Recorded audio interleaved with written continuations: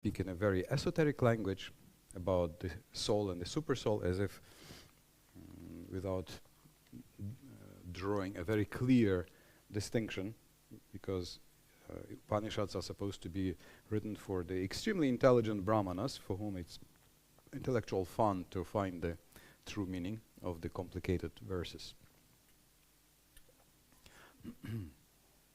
Jaya Radha Madhava Kunja Bihari, Jaya Radha Madhava Kunja Bihari, Jaya Gopijana Vallabha Girivaradari, Jaya Gopijana Vallabha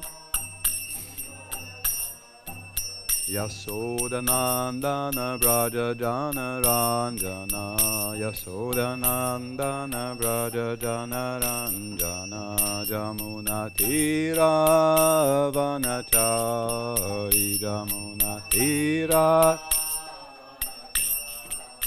Jamuna Tira Vanachari, Jamuna Tira Vanachari, Jaya Radha Madhava Kunja Bihari, Jaya Radha Madhava Kunja Bihari.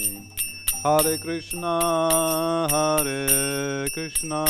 Krishna Krishna, Hare Hare, Hare Rama, Rama Rama, Hare Hare, Hare Krishna, Hare Krishna,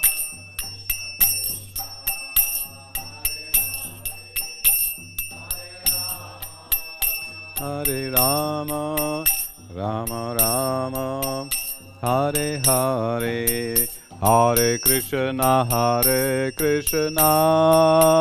Krishna Krishna, Hare Hare, Hare Rama,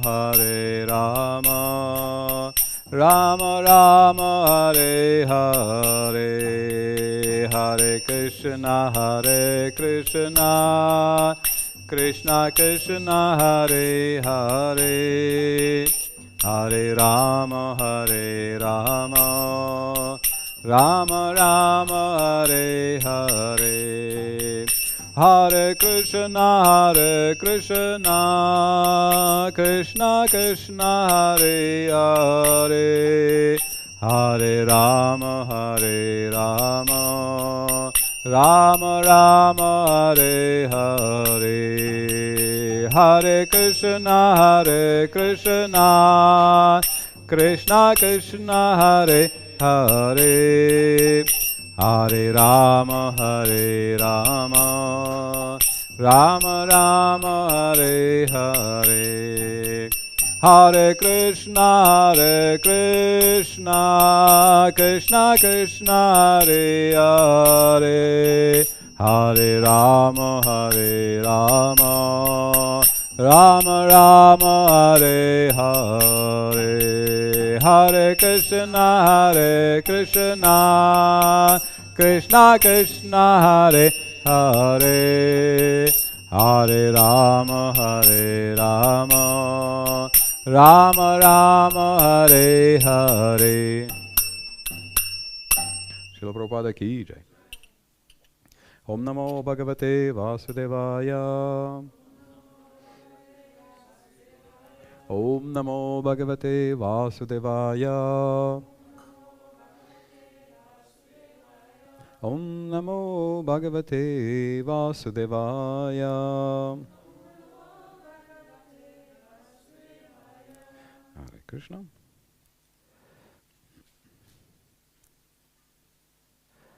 We are continuing with our Isopanisad. Today, I guess it's a good day to remember try to chant again the auspicious invocation that we almost learned yesterday.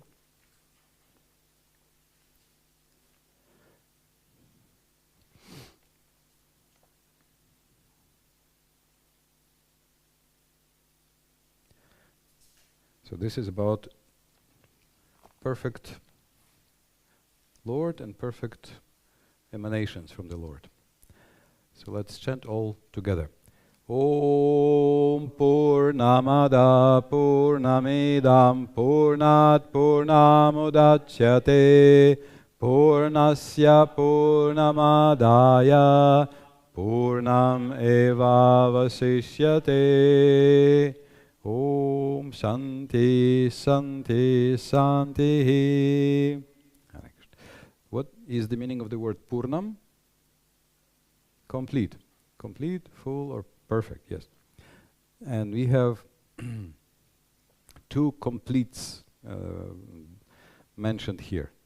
One complete is, who is complete here? Krishna, yes. So he is Purnamada and Purnamidam. And the second complete is this creation. Yeah, this creation is also complete. Yes. So understanding this, that from the complete Lord comes complete creation, and he is a person. This understanding helps us to reach perfection. Okay, and we then chant the first mantra that gives the name to the Upanishad.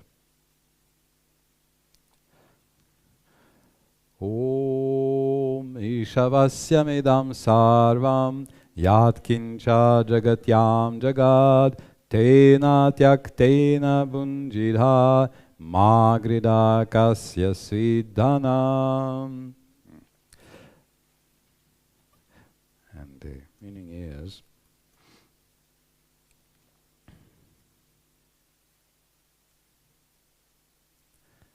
yes, everything animate or inanimate. Animate, so jagat. Jagat means moving, but also it includes everything that's not moving. So everything animate or inanimate that is within the universe is controlled and owned by the Lord.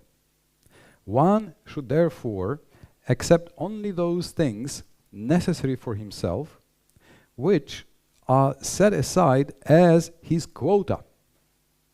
And one should not accept other things, knowing well to whom they belong. So a very important and famous instruction about our quota.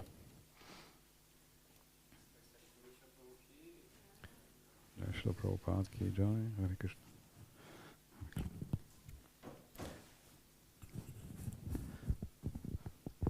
So this is the Ishavasyam principle, that everything is owned and controlled by Isha, the Supreme Personality of Godhead.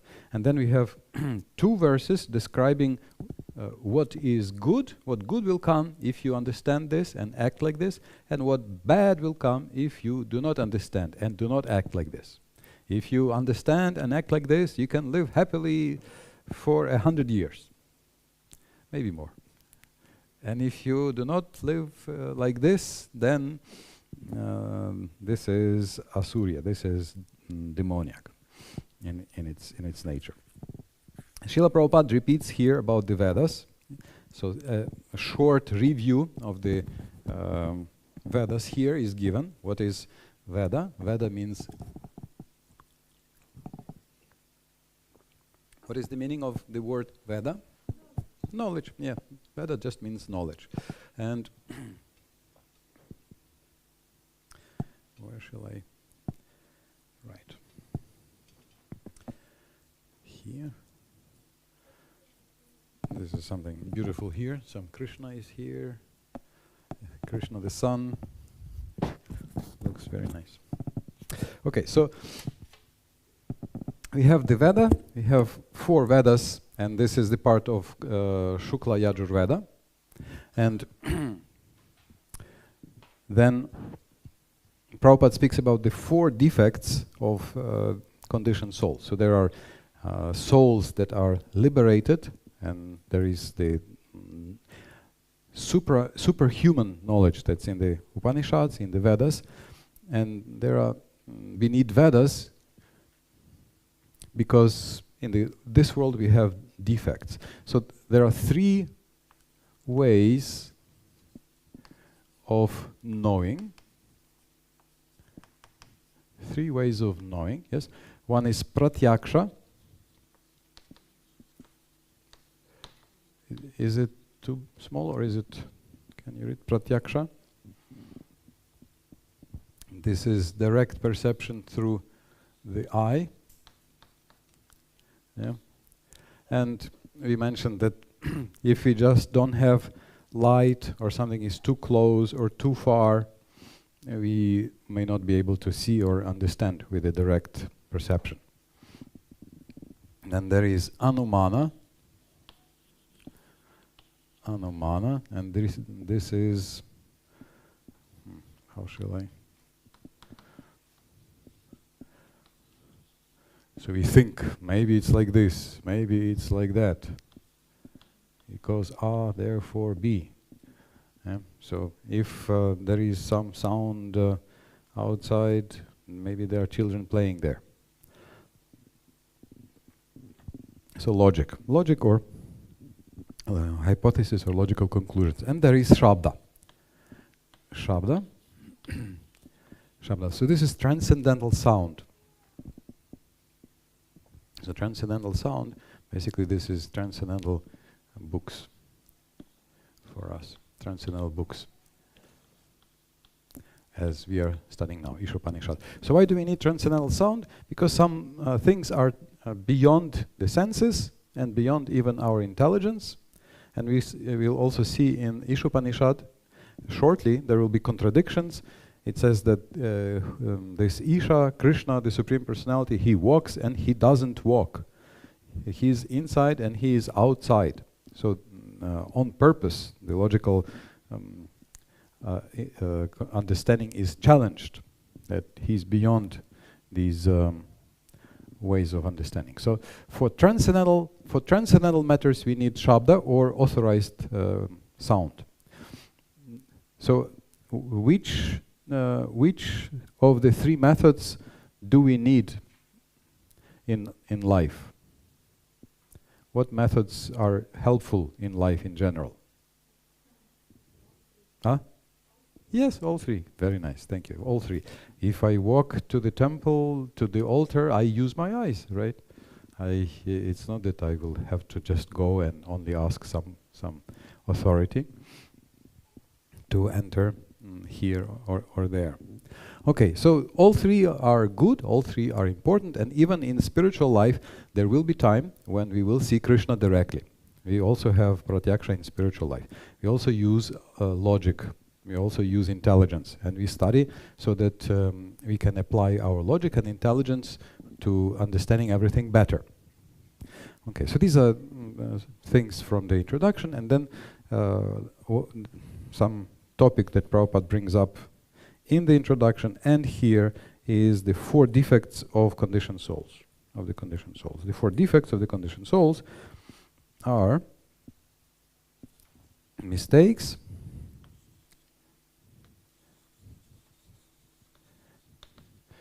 so there are mistakes. Prabhupada says to err is human, and he gives the example of Mahatma Gandhi, who was shot. You know, maybe you know this story. They told him that if you actually he went there to some meeting, and there was a guy with a gun, and the guy somehow dropped the gun, and so nothing happened. And so they told him, "Don't go there. This is dangerous." But he decided still to go. And unfortunately, he was shot. So that was a mistake in judgment, right? Prabhupada is giving this example about mistakes. Then there is illusion.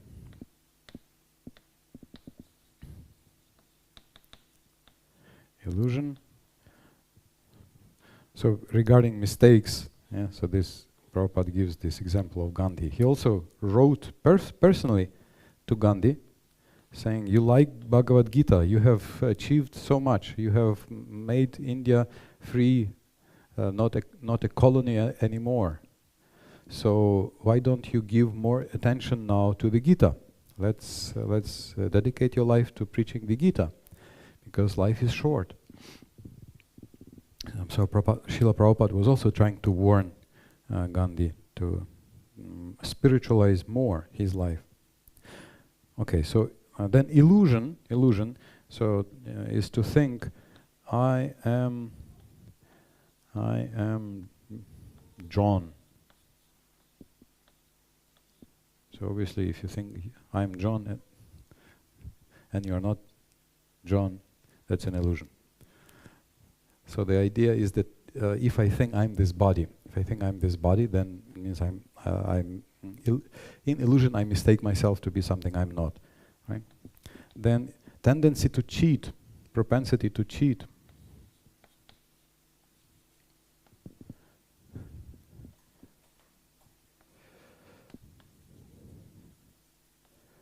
Yeah, this is very difficult to say that I don't know something. We even have Socrates glorified in ages for being a famous guy who said, I know nothing, right? And he was declared to be the wisest person of Athens, of the Greek Republic, or democracy, because he said, I know nothing. So the person was very courageous, very bold. He very clearly said, okay, this is how much I know, nothing. Wow, he is a really wise person. And they told him to die. Okay, so to answer something we don't know, or to write books about subjects we don't understand, propensity to cheat is there. And then the fourth,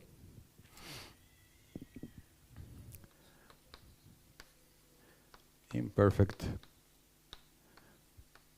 senses. So if we switch off the light, we can't see anything in a dark room. It's like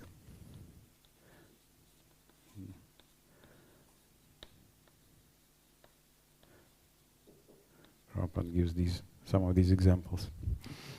Anyway, so these are some of the things that Srila Prabhupada brings up to explain why we require help to expand our understanding. These are very famous, mentioned in many places, also in the Chaitanya Charitamrita, these 4 defects of conditioned souls.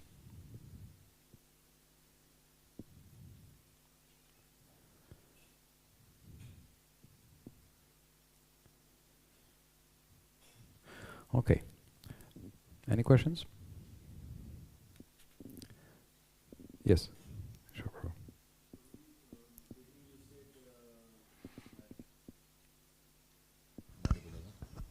Haribol.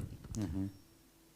In the beginning you said that Krishna is complete and his creation is also complete. So we are also his creation. Yes. So why do we have so many defects? Why do we have so many defects? I mean, we should be also complete because we are his creation. Yes, so how is this? Krishna is complete and we are his emanations, so why aren't we complete? So, right? Also, this world, we spend maybe half of our lectures describing how imperfect is our life in the material world. But here it says it's complete. It's perfect. Yeah? So how is it that we are complete? Anybody remember something on what who would like to try to answer this? Yes?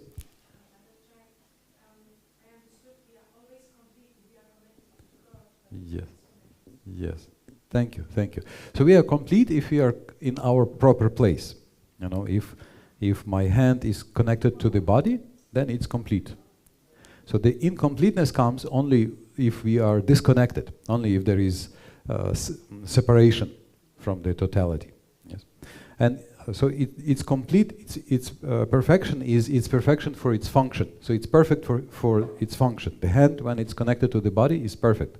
It does everything perfectly in its purpose. Only when it's disconnected, only when it's separate, then the imperfections arise. So the same with us. Only when we are disconnected from Krishna, if we are not serving Krishna, then all the incompleteness arises. But if you are connected properly, in a proper consciousness, then there is no limit to good things you can do. We have Priyavrata, he has changed the course of the planets. We have Lord Brahma, he can create the whole universe. And he's a jiva. As a jiva, he can create the whole universe, just following the instructions, chanting mantras and following the instructions of Krishna. Yeah, there are some avatars who are also jivas, souls. So Parashuram is said to be an avatar, a jiva, as an avatar. And he was able to do so many amazing things. So when we are properly connected, then you are complete in your capacity. Is it okay? Yes, Prabhu. I mean, the challenge that I think is then to have, as you said, to be connected in a perfect consciousness, and I don't know how much time it will take, because even being in the temple, in the dham, chanting, still the defects every day they are beating you. So then you always question how much time it will take for me to be complete, or at least near to complete. How much time it will take? Yeah, yes. This may be a humble thought. Even Lord Brahma, you can read in Canto 3, he is born to create the universe, and still he is praying, and he says, how is it possible? It seems to be impossible. I will become attached, I will become proud. And only at the end, after he understands that I am not the creator, he says, oh my Lord, I'm creating, but I'm not the creator. So only after he gives up this false ego,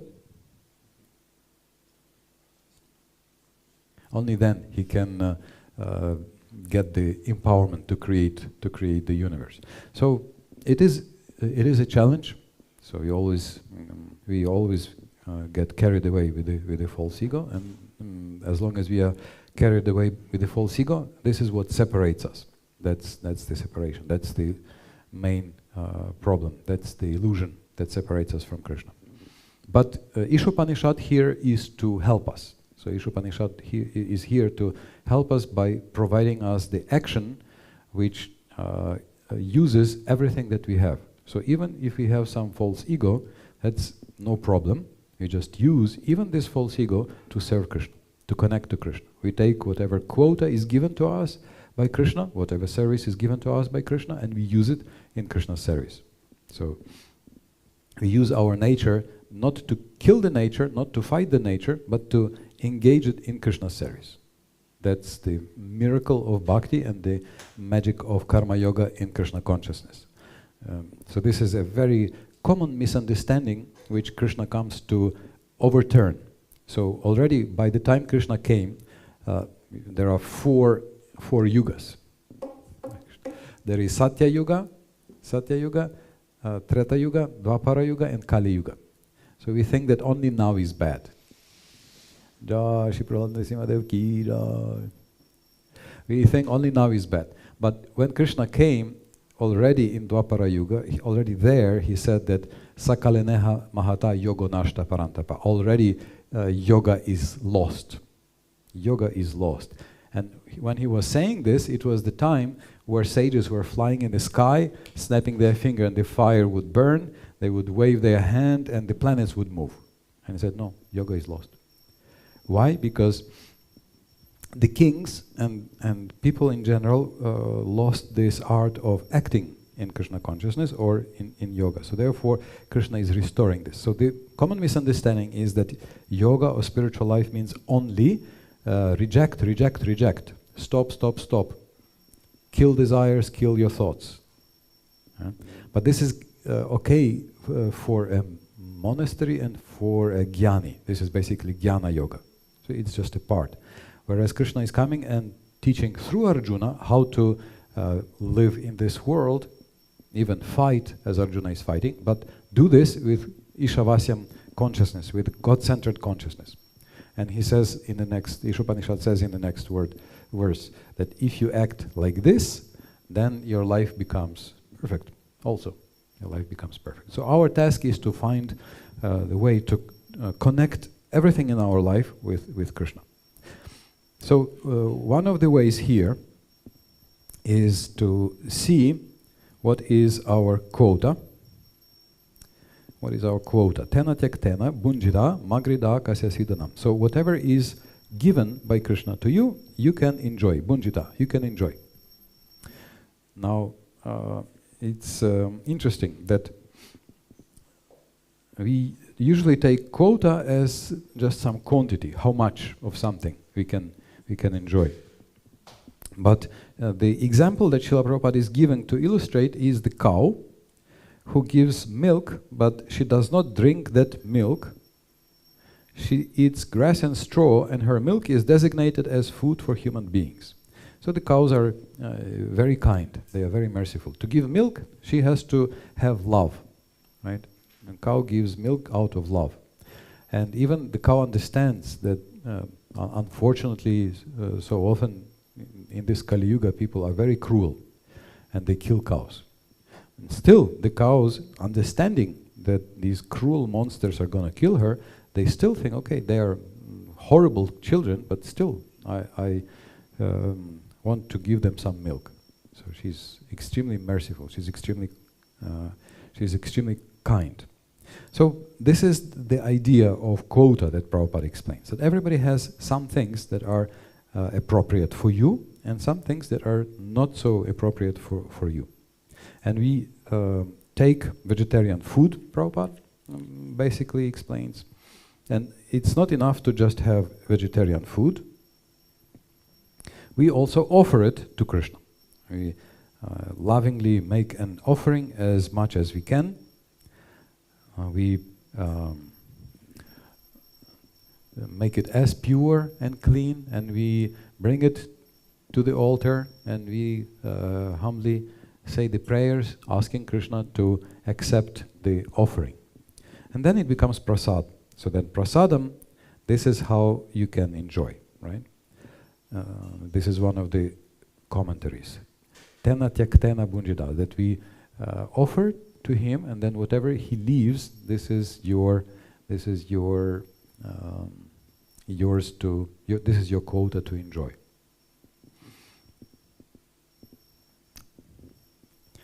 I don't know if I can. To me, it was a miracle yesterday. I came very late in the night, so I missed the breakfast. So then when I went down to the breakfast, for me it was a miracle that after everybody ate, there was a big piece of cake still waiting for me. So for me it was a proof of Narasimha's love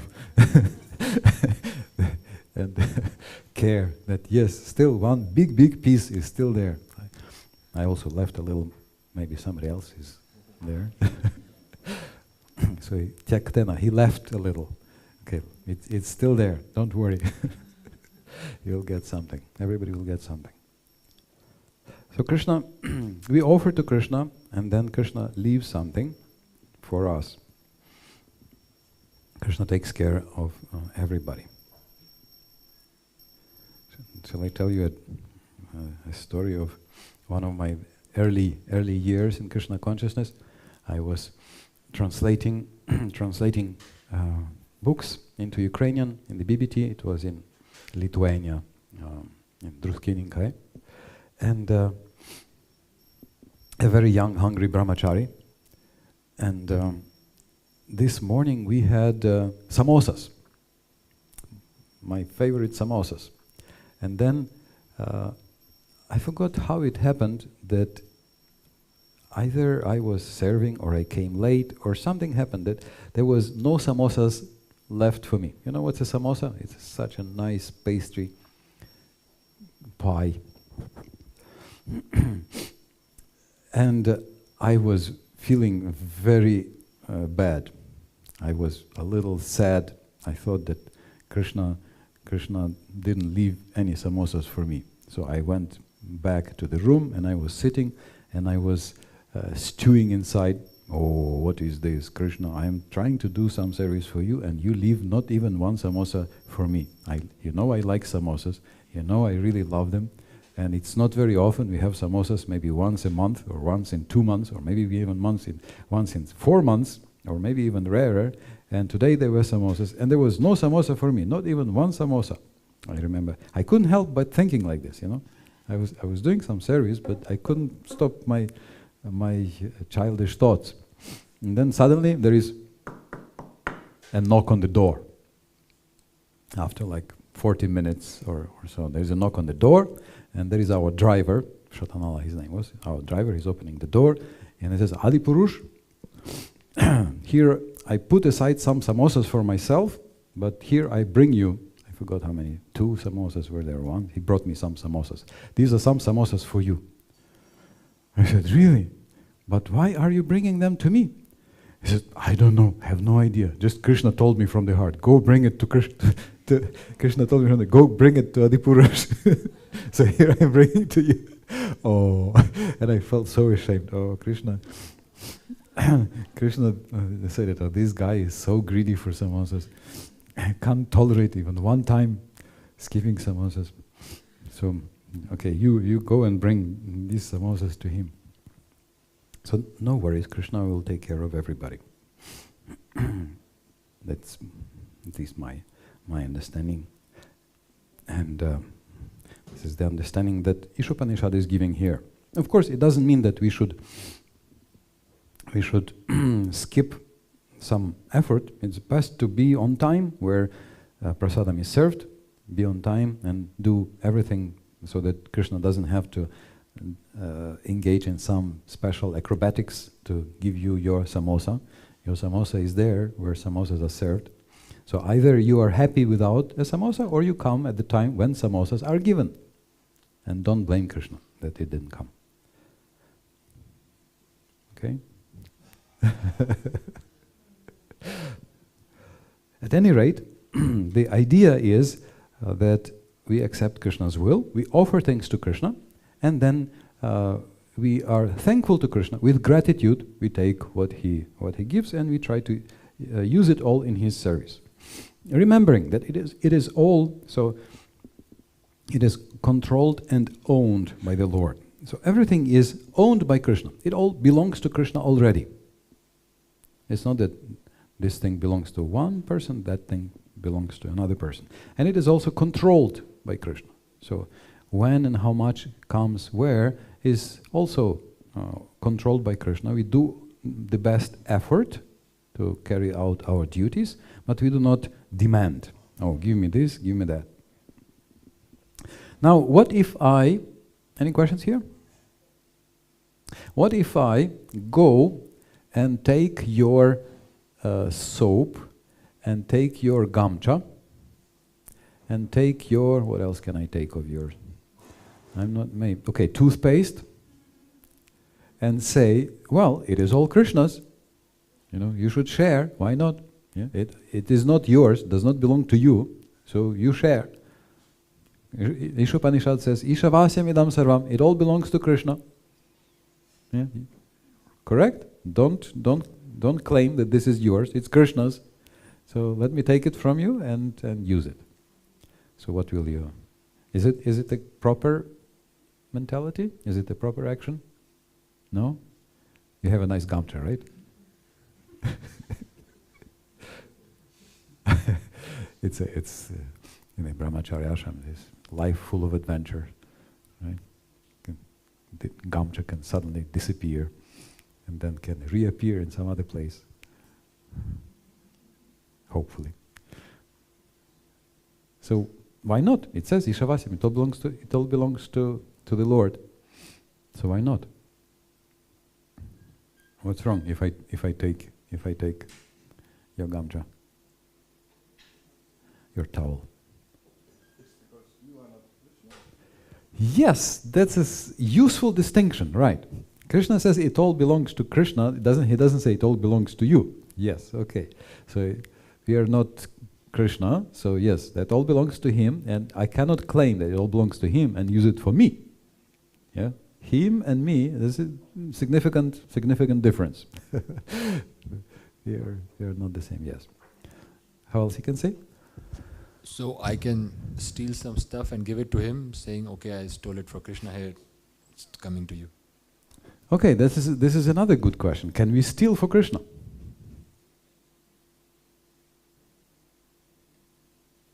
Can we steal for Krishna? Is it okay to steal for Krishna? Doesn't seem. Some voice from the. Huh? Depends. So how do you know that you are stealing for Krishna? Right? How do you know that this is Krishna's decision? Again, it will be your decision. Okay, you may offer it to Krishna, but this is still your decision. So it's your theft, and this is your decision, and Krishna may not accept it. How do you know that Krishna will accept? Especially stolen is considered impure. Something stolen is impure. We have seen this sometimes. Sometimes some very impure money is offered to Krishna, and then some not nice things happen to that offering, because it's very, very dirty. You know, it's full of so much suffering. Stolen means suffering. Somebody is suffering, right? So then, if you offer such impure things, Krishna may not accept, and it will create more suffering somehow in the future. Prabhupada once was asked, "Can we steal for Krishna?" Prabhupada said, "Okay, I can steal, but you cannot."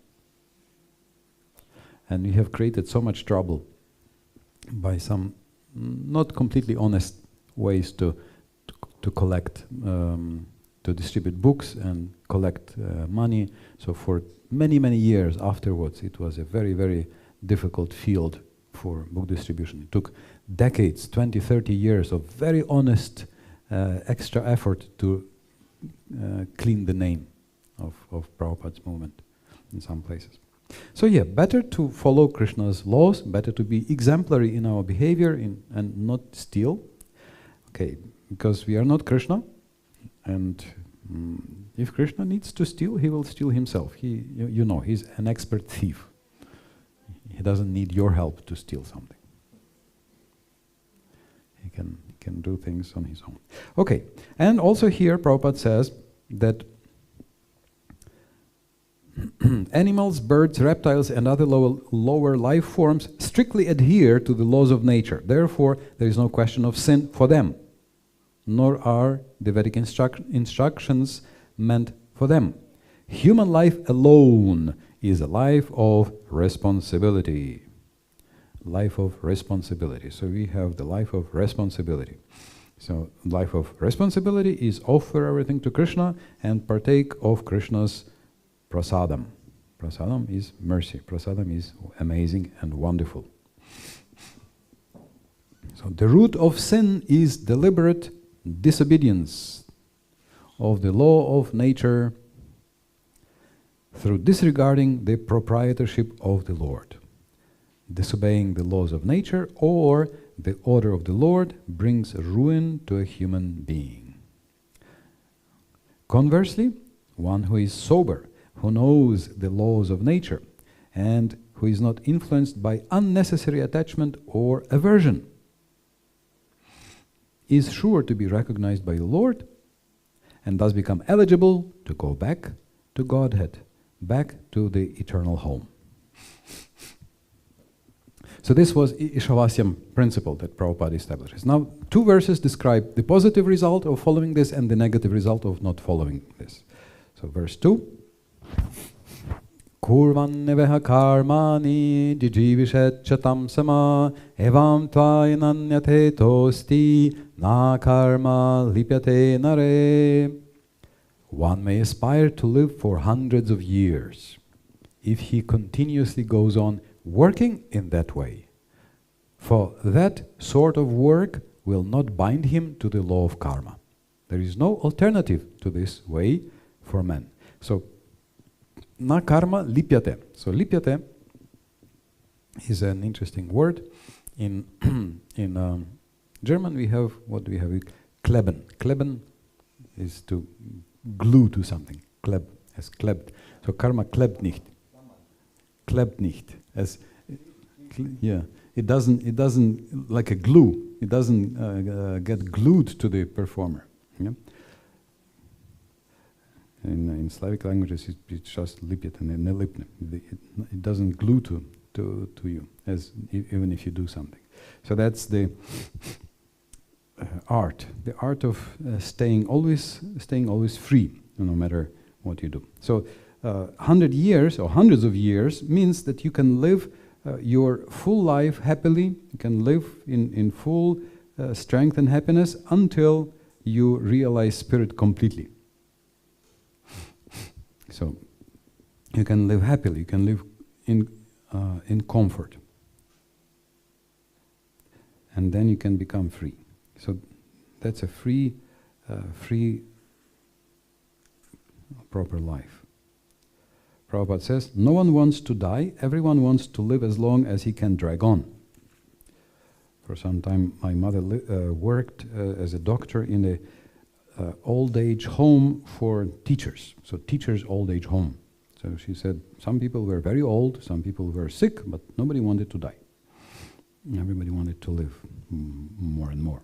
Sometimes people want to die, but why do people want to die? Because of some suffering. Some suffering is there, either external or internal, some suffering, so therefore they want to move on faster.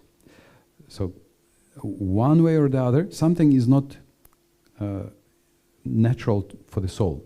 For the soul, it's natural to be alive and happy. That's the nature of the soul.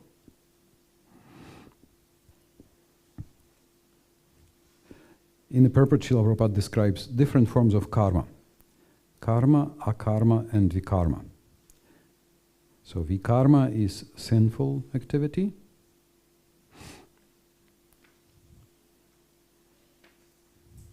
Karma naturally will be pious activity, and akarma means freedom from bondage, free from reactions. So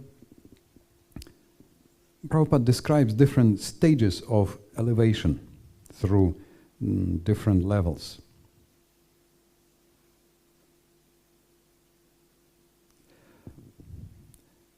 A conditioned soul is accustomed to working for sense gratification, for his own selfish interest, immediate or extended. An ordinary man works for his own sense enjoyment, and when this principle of sense enjoyment is extended to include his society, nation, or humanity in general, it assumes various attractive names such as altruism, socialism, communism, nationalism, and humanitarianism. These isms are certainly very attractive forms of karma bandhana, karmic bondage. But the Vedic instruction of Sri Isopanisad is that if one actually wants to live for any of these above isms, he should make them God-centered. There is no harm in becoming a family man, or an altruist, a socialist, a communist, a nationalist, or a humanitarian, provided that one executes his activities in relation with the Ishavasya, the God-centered conception.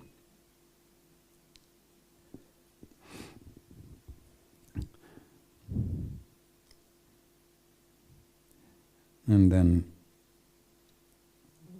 in the Bhagavad Gita 240, Lord Krishna states that God-centered activities are so valuable that just a few of them can save a person from the greatest danger.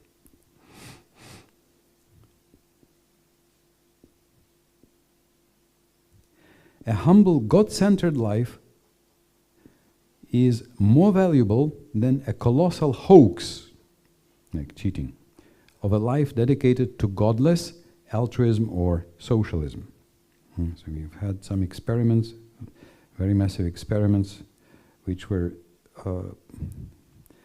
formally for the benefit of other people, but resulted even physically in so much harm and death, millions of people just killed in the name of something, socialism or communism. And when altruistic activities are executed in the spirit of Sri Isopanisad, they become a form of karma yoga. So they are recommended in the Gita. And even though such God-centered activities may be half finished, they are still good for the executor, because they will guarantee him a human form in his next birth. So devotional service. Devotional service is the solution. Karma yoga in Krishna consciousness is the highest blessing. And Prabhupada says we have explained this in the Nectar of Devotion. So in the Nectar of Devotion you can read about the science of devotional service. Okay, so this is the recommendation. Ishavasyam, work in Krishna consciousness. So work offering everything to Krishna. If you do this, then everything is auspicious, everything is very nice, and everything is wonderful. And mantra 3 is the opposite. Asurya namate loka andhena tamasavrita tamste pratyabhigachanti yeke chatma hano janaha. The killer of the soul, whoever he may be, must enter into the planets known as the worlds of the faithless, full of darkness and ignorance. So Prabhupada says, human life is distinguished from animal life due to its heavy responsibilities. So taking responsibility. So if we take responsibility for connecting everything to Krishna, for offering everything to Krishna, we can live 100 years happily. If I do not take responsibility, if I deny responsibility, then the result is asura. Not the explanation is asuranjana, the enjoyments that are not auspicious, enjoyments that are not good.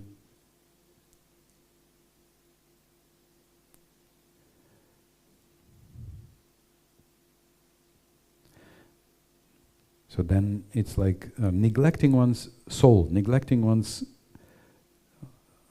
spiritual purpose, neglecting the main part of the life. Prabhupada says the human body is compared to a solid boat designed to cross this ocean.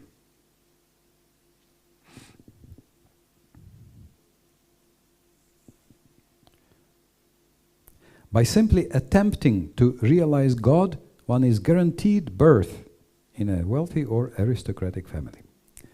Okay, congratulations. At least this is there. At least. So at least we will be in wealthy and aristocratic families in the future, I guess, right?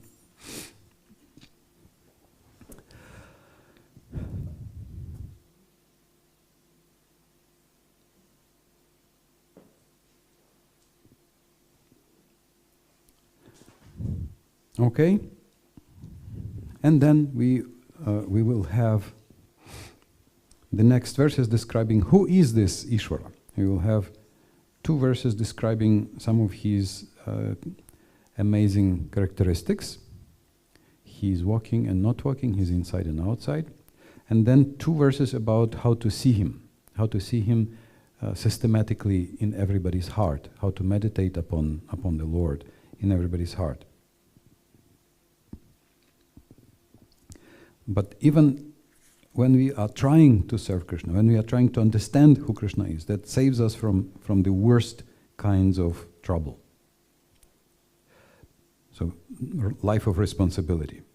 This is what Srila Prabhupada is saying, that this is the most important part of responsibility. When we are trying to understand our actual eternal spiritual nature.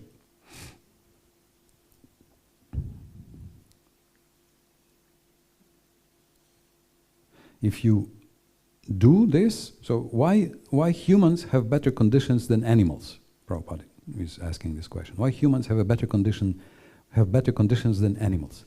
So he says, why do people, why for example some company boss why does he have better conditions than his employees, other workers?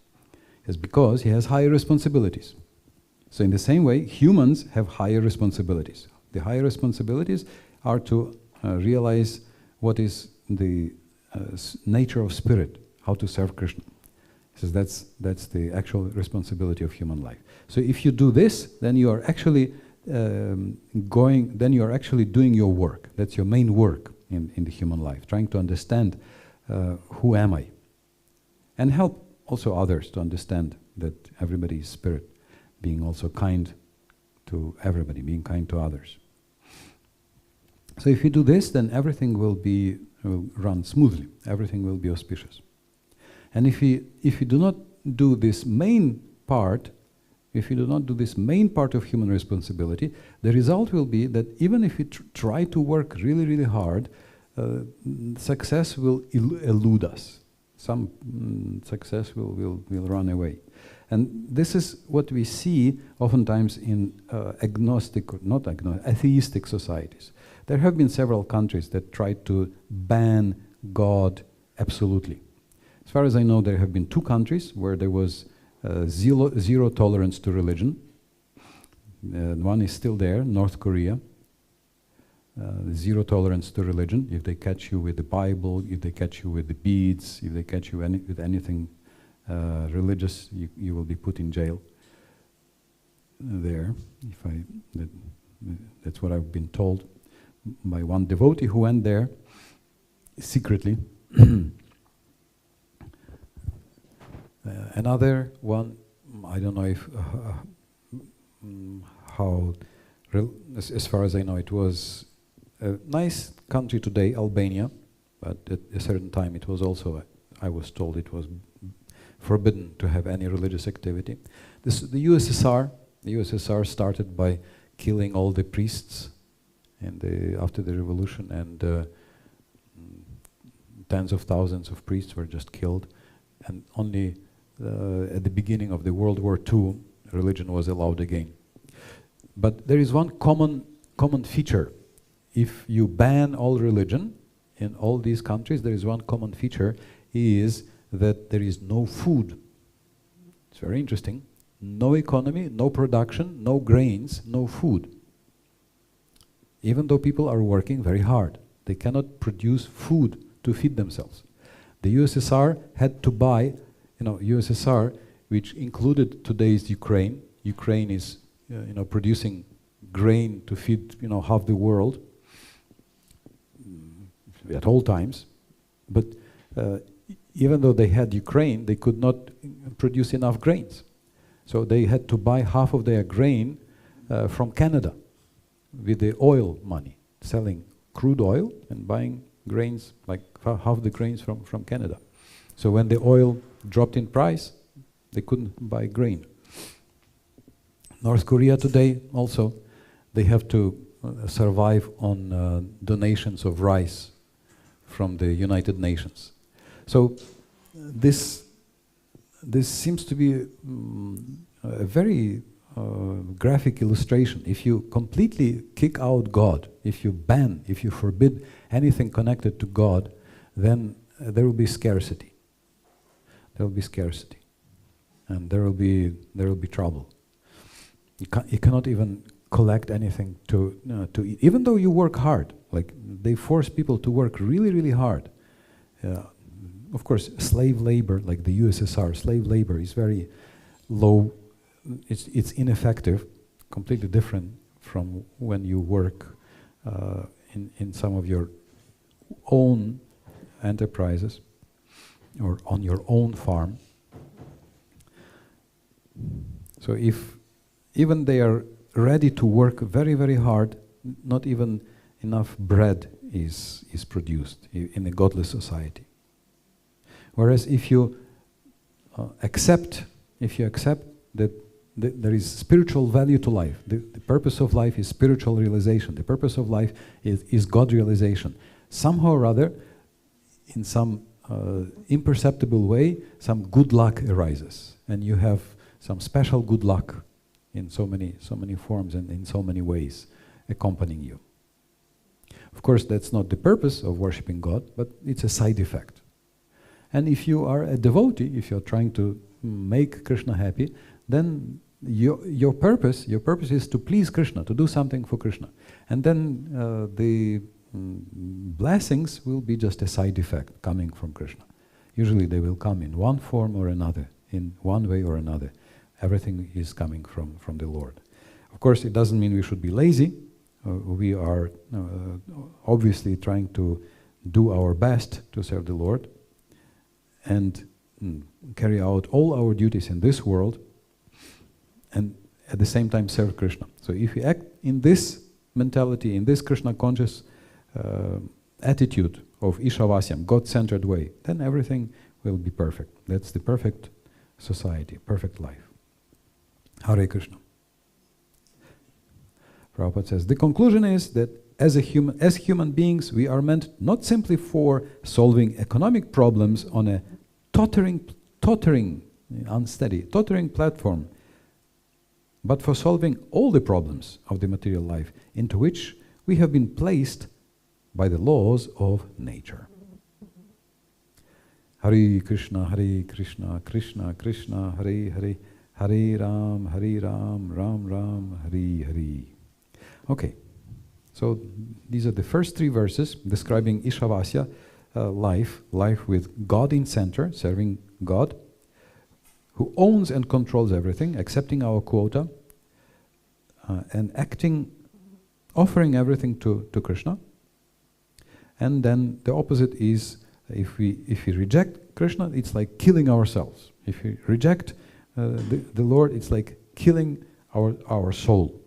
And that does not produce good results. So therefore, when we put Krishna in the center, if we try to make everything for Krishna, and if we try to help, if we try to give Krishna to others, even by chanting Hare Krishna, then this is the highest service to humanity. Hare Krishna. Srila Prabhupada ki jai. So we continue in the evening. We continue at around 7 o'clock after the Gaura Arati. So please read the Isopanisad and please come to continue. Hare Krishna. Any last questions? Rishabh Prabhu? Okay, go ahead. Please take the microphone so that. Hare Krishna. First of all, thank you so much for your very inspirational, wonderful classes. And my question is, I would like to understand how can we, we have to work, like as grihastas, one has to work outside. So what's the natural quota? I understood from Ayurveda that one should work. I would like, if you can tell me if it's right, 8 hours, per day. Mm-hmm. And so is it like that? What it's in those 8 hours? This is the natural thing? Or okay, so what is the quota? How much should we work? 8 hours? 8 hours is classic.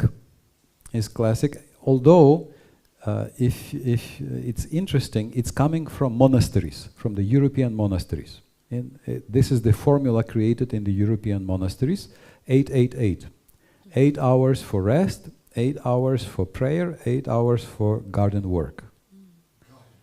Yes, I mean whatever work they were doing in the monasteries. So that's the formula coming from the monasteries, and it was the slogan when the workers were squeezed 100 years ago or 100 or 200 years ago to work 12 hours, 16 hours. They were exploited to death. So they were demonstrating and saying 8-8-8-8-8-8-8-8. So meaning 8 hours for only 8 hours for work. Now we see that 8 hours is not. We see that there is some study where they focus on the tasks and not on the hours, and then the work becomes more effective. The workers produce more. So unofficially, I can see that in Germany, unofficially, the employers, oftentimes, if you have some intellectual work, they will not squeeze you to work 8 hours. They will let you work 5 hours, 6 hours, just as long as you produce the results. Because, it's not by the number of hours, but by the effort. I remember I told, it's even in our GBC somewhere that you work 8 hours, and I told my Bhakta leader, how much should I, as in the BBT as a translator, I told him that I know I should work 8 hours. He said, no, you just work 5 hours. If you work 5 hours nicely, that's enough. If you really work nicely, it can be less, but you produce all that is needed. So in terms of quota, the point is that you have enough time left for also for life, for the family, yeah, so that the children don't ask, who is this man, when they see the father. Mommy, who is that? Once a month they see him and who is this? Prabhupada is giving this joke, always leaving before sunrise, coming after sunset, and so at the end of the month they see, who is this, mommy? That's the father. No, that's not balanced. That's not balanced. So family and spiritual life and even rest. Krishna says, yuktahara viharasya, you have to balance work and rest and recreation. So trying to make everything in a proper balance. So if you work very nicely and at the same time chant 16 rounds, yeah, some basic spiritual program, so combining all of these in a proper balance, then that's the quota. Thank you. Hare Krishna.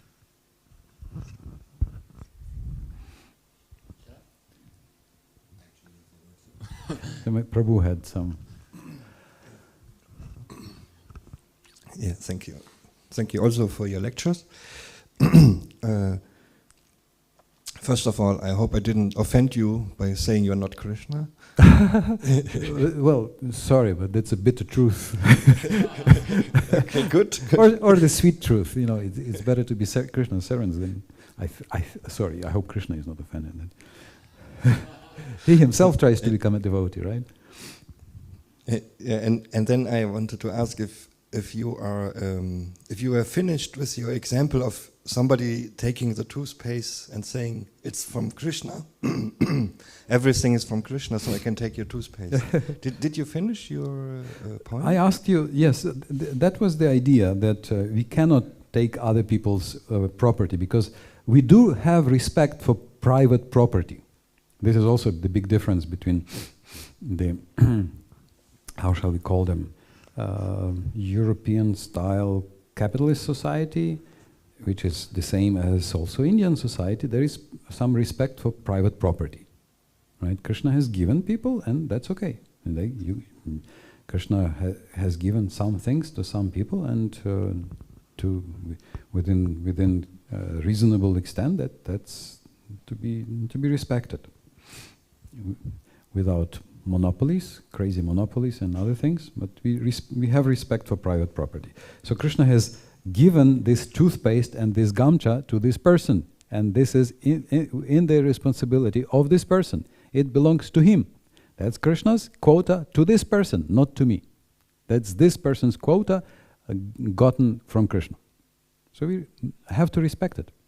Otherwise, that could be theft.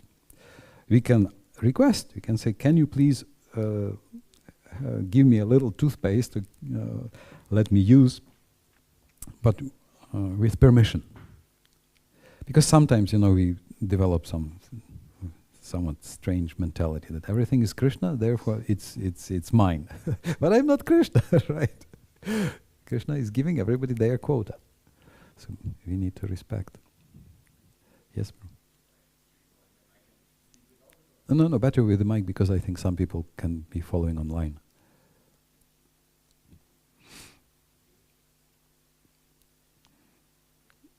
Working. Yes. So I have one thing connected to that. So you said we should be satisfied with our quota. So it's inappropriate to ask Krishna to increase our quota. Like, please, can you increase my budget? You can. That's the proper way. You go to the boss, right? Okay. Not to try to squeeze this out of him. So we try to work nicely. We do our duties, and we can request Krishna. Okay, Krishna, I think this is how much is needed for the best service that I can do. My best service to you, right? But we do it humbly. So if you think it's appropriate, and without being attached, if you think it's good, please, I think this is the best quota that you can give. Okay. We can ask. There's no. We have half the Bhagavatam is some prayers to increase the quota, right?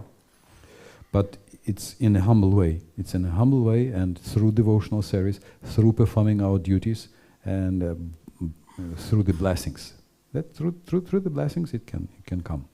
But it's done in humility, in surrender. Right? So if it's done in humility and surrender also means that Krishna, if you do not increase my budget, it's okay. I will not feel offended, or I will not feel sad. I will serve you still with my whole heart. I'll continue serving you with my whole heart. Okay. So that's the idea of surrender. That I accept your decision. I will accept your decision. Okay. And my original question was, when you said countries like North Korea and families who reject God, they do not flourish, or they suffer. You can somehow see, even though it's Kali Yuga, even though it's the Tamasic time, we can still see very clear. It's very clear. If they completely ban, because it's like forbidden, there are some countries where they are atheistic. We like to criticize the West, but comparatively, you can see there is a church every few meters. There is a church, and there are some people. There's a lot of, many people. It's very fashionable to speak bad about the USA and America, but it's one of the most religious countries in the world. No matter what you say, this is the biggest proportion of people practicing some form of God consciousness. Like observably, you can observe it. It's there. So there is a result. You can see. And when you see, Prabhuji, families around, doesn't really matter which country, where they totally reject God, they don't even have a picture or something, but you see they are rich, they have 5 cars outside, they are enjoying their life. So how do you explain that? They are flourishing somehow, materially at least. If you can give some examples, maybe I'm somewhat biased. I think that in most cases you can either see some form of God consciousness, or it was just before it was there. There are some countries in Europe there that right now are very atheistic, almost no practice of God consciousness, right? But just move it back 20 years, 40 years, 50 years, there was a serious practice also of some form of God consciousness. It was there. So it's sort of getting the fruits from what the forefathers did, and so now they are getting the fruits of this. Right? So it's basically their past karma, you're saying? Yeah, they're still reaping the results. Thank you, Prabhu. Haripa. I have a question about the topic on being imperfect and reaching the state of Krishna.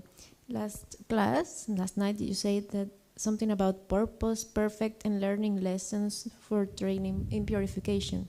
Is that maybe the reason why we having these imperfections to train in purification? Yes, yeah.